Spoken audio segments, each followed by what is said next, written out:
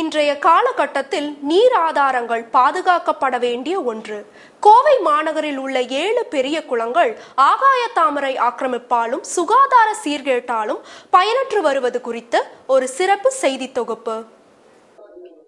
உலகில் சீனாவிற்கு அடுத்ததாக அதிக மக்கள் தொகையை கொண்ட நாடு என்ற பெருமையை பெற்ற இந்தியாவில் மக்கள் நெருக்கம் நாளுக்கு நாள் அதிகரித்து வருகிறது.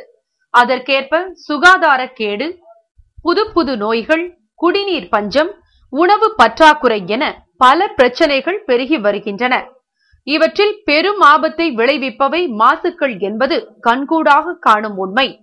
உதாரணமாக, கோவை மாநகராட்சியில் உள்ள நீர்நிலைகளில் அதிகமான மாசு கலக்கப்பட்டு சுகாதார கேடு அடைந்து வருகிறது. ஒரு 10 வருஷமா இங்க வண்டி போட்டு ஓட்டிட்டு இருக்கோம்.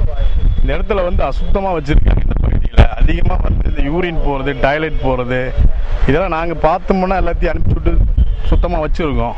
இந்த இடத்துல மரமெல்லாம் வச்சு சுத்தம் பண்ணி வச்சிருக்கோம். இந்த இடத்துல இந்த குளத்தில் பொறுத்த வரைக்கும் இந்த கழிவு நீர் அதிகமா வந்துட்டு இருக்கிறதுனால ரொம்ப இடைஞ்சலா இருக்கு. Bad smell.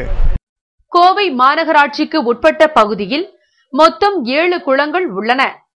இந்த குளங்களில் சாக்கடை நீர் நேரடியாக கலக்கப்பட்டு விலங்குகளின் இறைச்சி கழிவுகள் கொட்டப்படுகிறது.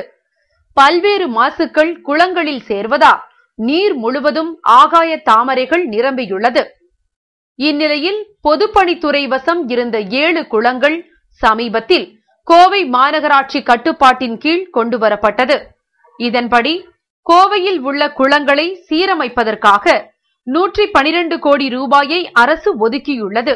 குளங்கள் பராமரிப்பு திட்ட கலந்தாய்வு கூட்டம் கோவை மாநகராட்சி அலுவலகத்தில் நடைபெற்றது. ஆணையாளர் அன்சுல் மிஸ்ரா தலைமையில் நடைபெற்ற கூட்டத்தில் பொறியாளர்கள், சுற்றுச்சூழல் பாதுகாப்பு அமைப்புகள் மற்றும் இயற்கை ஆர்வலர்கள் உள்ளிட்ட பலர் கலந்து கொண்டனர். இதில் குளங்களை சீரமைக்கும் பணிகளை மாநகராட்சி நிர்வாகமே ஏற்று நடத்த வேண்டும் என பெரும்பாலானோர் கருத்து தெரிவித்தனர். அந்த குப்பைகளையும் சகதியையும் கொண்டு போட்டிருக்கிறதுனால தண்ணி வற்றி போகிறது, நீர்நிலை ஆதாரங்கள் நிறைய பாதிக்கப்படுகிறது. அதுவும் சுற்றுச்சூழல்கள் இதுல இந்த பகுதிக்கு ரொம்ப ஒரு மோசமான நிலை உருவாகிறது. இதற்கிடையில் குளத்து கரைகளில் மாசு ஏற்படுவதன் காரணமாக அப்பகுதிகளில் துர்நாற்றம் வீசி வருகிறது. இதனை தவிர்க்க குளக்கரைகளை சுற்றி நடைபாதை மற்றும் பூங்கா அமைத்து பொதுமக்கள் பயன்பாட்டிற்கு விட வேண்டும் என சிலர் கருத்து தெரிவித்தனர். இதற்கு மாறாக குளங்களுக்கு ஆயிரக்கணக்கான உள்ளூர் பறவைகள் மட்டுமின்றி வெளிநாடு பறவைகளும் வந்து செல்வதால் குளங்களை வேறு எந்த உபயோகத்திற்கும் பயன்படுத்தக்கூடாது எனவும் கருத்து தெரிவிக்கப்பட்டது. சமீபத்தில் பெய்து வரும் தொடர் மழையால் குளங்கள் வேகமாக நிரம்பி வருகிறது.